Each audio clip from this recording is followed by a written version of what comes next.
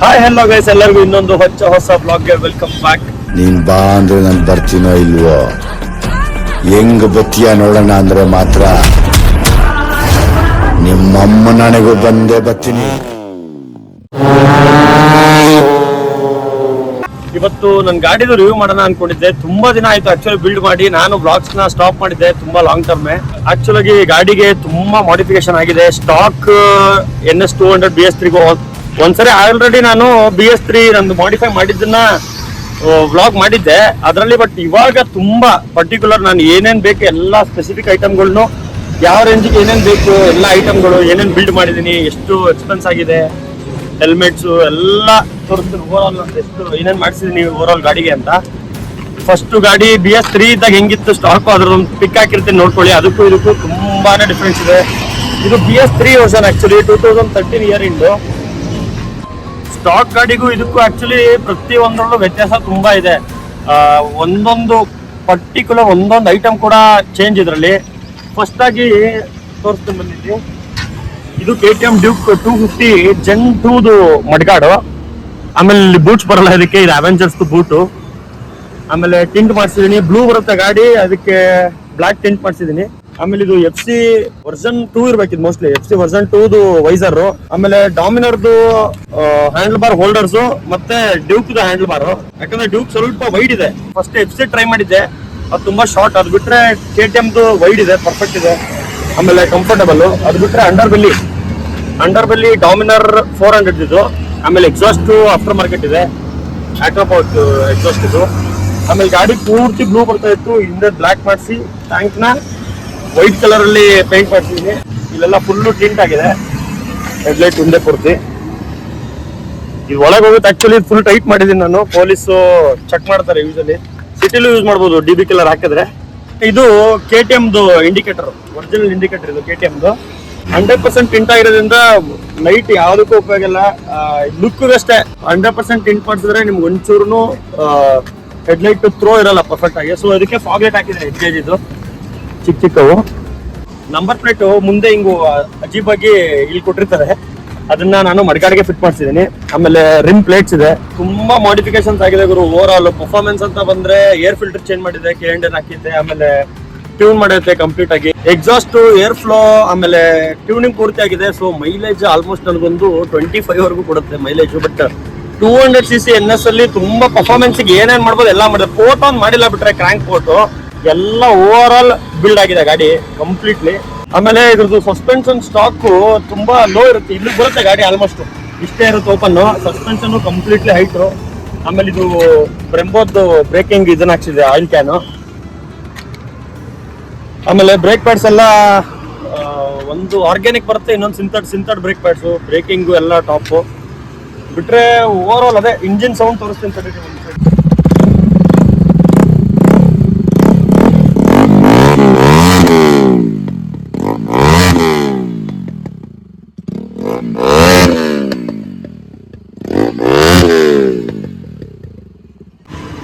Sound, pops ಎಲ್ಲದಕ್ಕೂ over all tune ಆಗಿದೆ ಗಾಡಿ. ಅದಕ್ಕೆ ಪಾಪ್ಸ್ ಬರುತ್ತೆ ಅಂದ್ರೆ ಕಾರ್ಬೋರೇಟರ್ ಹಂಗೆ ಟ್ಯೂನ್ ಮಾಡಿದೆ. ಸೊ ಗೇರ್ ಡೌನ್ ಮಾಡಿದಾಗೆಲ್ಲ ಬ್ಯಾಂಗ್ ಎಲ್ಲ ಹೆವಿ ನೆಕ್ಸ್ಟ್ ಲೆವೆಲ್ ಇರುತ್ತೆ. ಸಿಂಗಲ್ ಸಿಲಿಂಡರ್ಲಿ ಈ ಎಕ್ಸಾಸ್ಟ್ ಮೌಂಟ್ ಮಾಡಿರೋ ಜಾಗದಿಂದನೇ ನಿಮ್ಗೆ ಆಲ್ರೆಡಿ ತುಂಬಾನೇ ಪವರ್ಫುಲ್ ಸೌಂಡ್ ಬರುತ್ತೆ. ಯೂಶಲಿ ನಿಮ್ಗೆ ಬೆಂಡ್ ಪೈಪ್ ಎಲ್ಲ ಹಾಕಿದ್ರೆ ಇಲ್ಲಿವರೆಗೂ ಬರುತ್ತೆ ಎಕ್ಸಾಸ್ಟ್. ನಾನು ಬೆಂಡ್ ಪೈಪ್ ಎಲ್ಲಾನು ಡಿಕ್ಯಾಟ್ ಮಾಡಿ ಡೈರೆಕ್ಟ್ ಕೆಳಗೇನೆ ಅಂಡರ್ ಬೆಲ್ ಎಲ್ಲಿ ಬರುತ್ತೆ ಅಲ್ಲಿಗೇನೆ ಎಕ್ಸಾಸ್ಟ್ ಮಾಡಿರೋದು. ತುಂಬಾ ಪವರ್ಫುಲ್ ಸೌಂಡ್ ಇರುತ್ತೆ. ಆಮೇಲೆ full free flow, complete free flow ಇರುತ್ತೆ ಎಕ್ಸಾಸ್ಟ್ ಮಾತ್ರ. ಆಮೇಲೆ ಸ್ಟಾಕ್ ಅಲ್ಲಿ ಬರೋ ಟೈರ್ಗೂ ಇದಕ್ಕೂ ಡಿಫ್ರೆನ್ಸ್ ಇದೆ. ಇದು 150, ಸ್ಟಾಕ್ ಅಲ್ಲಿ 130 ಏನೋ ಬರುತ್ತೆ NS 200ಗೆ. ಆಮೇಲೆ ಹಿಂದೆ ಟೈಲ್ ಟೈಡಿನೂ ಇಲ್ಲಿವರೆಗೂ ಓಪನ್ ಇರುತ್ತೆ, ಇದು ಶಾರ್ಟ್ ಟೈಲ್ ಟೈಡಿ. ಆಮೇಲೆ ಇಲ್ಲಿರೋ ಮಡ್ಗಾಡು, ಹಗ್ಗರ್ಸು ಎಲ್ಲಾನು ಕಂಪ್ಲೀಟ್ ರಿಮೂವ್, ಕಂಪ್ಲೀಟ್ ನೇಕೆಡ್ ಅಂದ್ರೆ ಫುಲ್ ನೇಕೆಡ್. ಆಮೇಲೆ ಇಲ್ಲಿ ಎಕ್ಸ್ಟ್ರಾ ಬರುತ್ತೆ ಹಿಂಗೆ ಮಡ್ಗಾಡು, ಅದನ್ನು ರಿಮೂವ್ ಮಾಡಿದ್ದೀನಿ. ಸೊ ಮಡ್ಗಾಡ್ಸು ಅದು ಇದು ಏನೇನ್ ತೆಗಿಬೋದು ಐಟಮ್ ಅಲ್ಲಿ, ಸ್ಯಾರಿ ಗಾರ್ಡ್ ಅದು ಇದು ಎಲ್ಲಾನು ಕಂಪ್ಲೀಟ್ ರಿಮೂವ್ ಮಾಡಿ ಫುಲ್ಲು ಖಾಲಿ. ಎಷ್ಟು ಬೇಕಷ್ಟೇ ವೆಯ್ಟ್ ರಿಡಕ್ಷನ್ ಆಗಿದೆ ಪ್ರತಿಯೊಂದು. ಆರಾಮ್ಸೆ ಒಂದು 140 ವರೆಗೂ ಬೇಗ ರೀಚ್ ಆಗುತ್ತೆ. ಇದು ಯೂಶಲಿ ಬೇರೆ NS ಕಂಪೇರ್ ಮಾಡಿದ್ರೆ ಇದು ತುಂಬಾ ಫಾಸ್ಟ್ ಆಗಿ 140 ವರೆಗೂ ಹೋಗುತ್ತೆ. ಬಿಟ್ರೆ ಅದ್ರ ಮೇಲೆ ಟಾಪ್ ಎಂಡ್ ನಾನು ಏನು ಚೇಂಜ್ ಮಾಡಿಸಿಲ್ಲ ಆಕ್ಚುಲಿ. ಯಾಕಂದ್ರೆ ಪೋರ್ಟ್ ಗೀಟು ಅದೆಲ್ಲ ಮಾಡಿದ್ರೆ ಟಾಪ್ ಎಂಡ್ ಅದೆಲ್ಲ ಇನ್ನೂ ಮಾಡ್ಬೋದು. ಬಟ್ 200ಗೆ ಅದೆಲ್ಲ ಇಂಜಿನ್ ಲೈಫ್ ಇನ್ನೂ ಕಮ್ಮಿ ಆಗ್ಬಿಡುತ್ತೆ ಅನ್ನೋದ್ರಿಂದ ಎಷ್ಟು ಮಾಡಬಹುದು ಇರೋ ಇಂಜಿನ್ ಅಲ್ಲಿ ಅಷ್ಟು ಮಾಡಿದೆ. ಸೊ ನಾನು ಯೂಸ್ ಮಾಡೋ helmet Axor Joker series DC edition. ಇದು ಆಕ್ಚುಲಿ ಹೆಲ್ಮೆಟ್ ಬಂದೇನೆ 6,500 ಆಗುತ್ತೆ. ಈ ವೈಸರ್ 1000, ಇದೊಂದು 850, ಅದು ಇದು ಅಂತೆಲ್ಲ ಸೇರಿ ನಿಮ್ಗೊಂದು ಹೆಲ್ಮೆಟ್ ಓವರ್ ಆಲ್ ನನಗೊಂದು 10,000ವರೆಗೂ ಆಯ್ತು. ಅದ್ ಬಿಟ್ರೆ ಈ ಕ್ಯಾಮ್ರಾ ಇದಕ್ಕೆಲ್ಲ ಇಕ್ವಿಪ್ಮೆಂಟ್ಸ್, ಮೈಕ್, ಅದು ಇದೆಲ್ಲ ಸೇರಿ ಅದೊಂದು 20,000, ಒಂದು 30,000 ರುಪೀಸ್ ಓವರ್ ಆಲ್ ಎಲ್ಲ ಸೇರಿ. ಬೈಕ್ ಬಿಲ್ಡ್ಗೆ ತುಂಬಾ ದಿನ ಆಯ್ತು. ಆಲ್ರೆಡಿ ಒಂದು ಬಿಲ್ಡ್ ಮಾಡಿನೇ 1 ಇಯರ್ ಮೇಲೆ ಆಯ್ತು. ಸೊ ಪರ್ಟಿಕ್ಯುಲರ್ ಒಂದೊಂದು ಐಟಮ್ದು ಎಷ್ಟೆಷ್ಟು ಪ್ರೈಸ್ ಆಗಿದೆ ಏನು ಅಂತ ಇದಿಲ್ಲ. ಅಪ್ರಾಕ್ಸ್ ಒಂದು 50,000ವರೆಗೂ ಅಂತೂ ಖರ್ಚಾಗಿದೆ ಈಸಿಲಿ. ಮಾಡ್ಬೇಕಾದ್ರೆ ನಾನು ಅನ್ಕೊಂಡಿರಲ್ಲ, ಒಂದೊಂದೇ ಮಾಡಿಸ್ಕೊಂಡು ಹೋಗಿದ್ದು. ಒಂದು 50,000ವರೆಗೂ ಈಸಿಲಿ ಖರ್ಚಾಗಿದೆ ಗಾಡಿಗೆ ಆಲ್ಮೋಸ್ಟ್.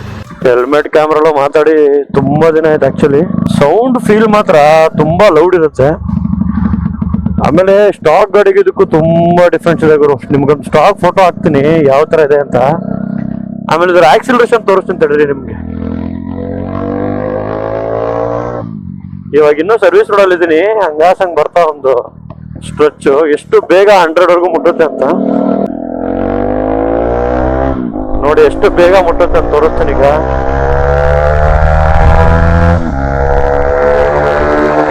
ಹಂಡ್ರೆಡ್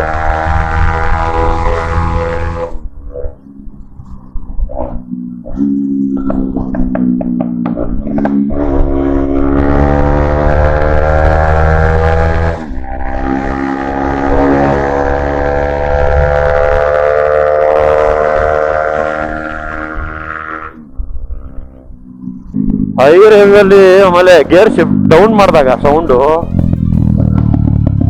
ಭಯಂಕರ ಇರುತ್ತೆ. ಪಾಪ್ಸ್ ಮಾತ್ರ ಹೆವಿ ಸ್ಟ್ರಾಂಗ್. ಗೇರ್ ಡೌನ್ ಮಾಡಿದಾಗ ಟಪ್ ಟಪ್ ಅನ್ನುತ್ತೆ ಗಾಡಿ. ತುಂಬಾ ದಿನ ಆಯ್ತು ಬ್ಲಾಗ್ ಸ್ಟಾರ್ಟ್ ಮಾಡಿ ಅಂತ ಮಾತೇ ಬರ್ತಾ ಇಲ್ಲ ಆಕ್ಚುಲಿ. ಎಷ್ಟೊಂದು ಇದೆ ಹೇಳಕ್ಕೆ ಗಾಡಿ ಬಗ್ಗೆ. ಆಕ್ಚುಲಿ ಒಂದೊಂದು ಡೀಟೇಲಿಂಗು, ಒಂದೊಂದು ಪ್ರೈಸಿಂಗು ಎಲ್ಲಾನು ವಾಪಸ್ಸು ಯೋಚನೆ ಮಾಡ್ಕೊಂಡು ಹೋದ್ರೆ ಸುಮಾರಿದೆ. ನೆಕ್ಸ್ಟ್ ವ್ಲಾಗು ಸೂನ್ ಬರುತ್ತೆ. ಇನ್ಮೇಲೆ ಕಂಟಿನ್ಯೂ ವ್ಲಾಗ್ ಮಾಡಬೇಕು ಅಂತಿದ್ದೀನಿ. ಅಟ್ಲೀಸ್ಟ್ ವಾರಕ್ಕೊಂದು 2 ಆದ್ರೂ ಮಾಡಬೇಕು ಫ್ರೀ ಇದ್ದಾಗ. ನೆಕ್ಸ್ಟ್ ಒಂದು ಇಂಟರ್ಸೆಪ್ಟರ್ ಇದೆ ಹೊಸದು ಗ್ಯಾಂಗಲ್ಲಿ. ಆ ಇಂಟರ್ಸೆಪ್ಟರ್ದು ವಿಡಿಯೋ ಮಾಡಬೇಕು. ಅದಕ್ಕೆ ಎಕ್ಸಾಸ್ಟ್ ಹಾಕ್ಸೋದು ಎಲ್ಲಾನು ಮಾಡಬೇಕು ಅಂತಿದ್ದೀನಿ. ಅದು ಬಿಟ್ರೆ ಈ ಗಾಡಿಗೆ ಮಾಡಿಸಿರೋದು ಇಷ್ಟಿದೆ. ಇದೆ ಇಂಟರ್ಸೆಪ್ಟರ್ ಸಖತ್ತು ಗಾಡಿ ಇವರು. ಅದನ್ನು ಒಳ್ಳೆ ಪಿಕಪ್. ಬಟ್ ಅದೇ ನಾನು ನೆಕ್ಸ್ಟ್ ಅಪ್ಗ್ರೇಡ್ ಮಾಡಿದ್ರೆ 390ಗೆ ಹೋಗ್ಬೇಕು. ಸೊ ನನಗೆ ಇನ್ನೂ ಪವರ್ ಬೇಕು ಅಂದ್ರೆ ಇದನ್ನೇ ಹಿಂಡಾಡ್ಕೊಂಡು ಕೂತ್ಕೊಳ್ಳೋದ್ರ ಅರ್ಥ ಇಲ್ಲ. ಸೊ ಲಾಂಗ್ ಓನರ್ಶಿಪ್ ಆಯ್ತು ಇದ್ರದ್ದು. ಆಲ್ರೆಡಿ ನಾನು ತಗೊಂಡೆ 5 ಇಯರ್ಸ್ ಆಯ್ತು. ನಾನು PU ಟೈಮಲ್ಲಿ ಇರ್ಬೇಕಾದ್ರೆ ತಗೊಂಡಿದ್ದು ಇದು. PU ತಗೊಂಡಿದ್ದು ಗಾಡಿ ನಾನು ಫಸ್ಟ್ ಬೈಕು. ಹೆಲ್ಮೆಟ್ ಬೈಕ್ ಎಲ್ಲ ಅವಾಗೆ ತಗೊಂಡಿದ್ದು ಎಲ್ಲ ಓಕೆ. ನನಗೆ ಬೈಕ್ ಒಂದು ಮತ್ತೆ ಅಪ್ಗ್ರೇಡ್ ಮಾಡಬೇಕು ಅಂತಿದೆ. May be 400cc. ನಾನು NS 400 ತಗೊಳ್ಳೋಣ ಅಂತ ಅನ್ಕೊಂಡೆ. ಸಗರಾಗಿದೆ ಗಾಡಿ. ಇಲ್ಲ ಡ್ಯೂಕ್ 390 ಫಸ್ಟ್ ಪ್ರಯಾರಿಟಿ. ಡ್ಯೂಕ್ 390 ಮಸ್ತಾಗಿ ಸೂಟ್ ಆಗುತ್ತೆ. RC ತಗೋಬಹುದು. ಬ್ಯಾಕ್ ಪೇನ್ ತುಂಬಾ ಗುರು. ಲಾಂಗ್ ರೈಡ್ ವರ್ಕೌಟ್ ಆಗಲ್ಲ. ನಾವು ಲಾಂಗಿಂಗ್ ಹೋಗ್ಬೇಕು ಅಂತಿದ್ದೀವಿ. So naked best. ಪವರ್ ಸಿಟಿಲಿ ಓಡಾಡಕ್ಕೆ, ಲಾಂಗ್ ಓಡ್ಸೋಕ್ಕೆ ಎಲ್ಲದಕ್ಕೂ ಡ್ಯೂಕ್ ತುಂಬಾ ಸೂಟ್ ಆಗುತ್ತೆ. So KTM next.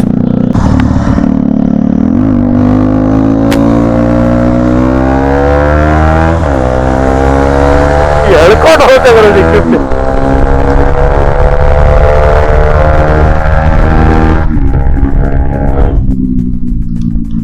650 ಹಿಡಿಯಕ್ಕಾಗಲ್ಲ. 390 ಇದ್ರೆ ಪಕ್ಕಾ ಪೇಜ್ ಅದಕ್ಕೆ.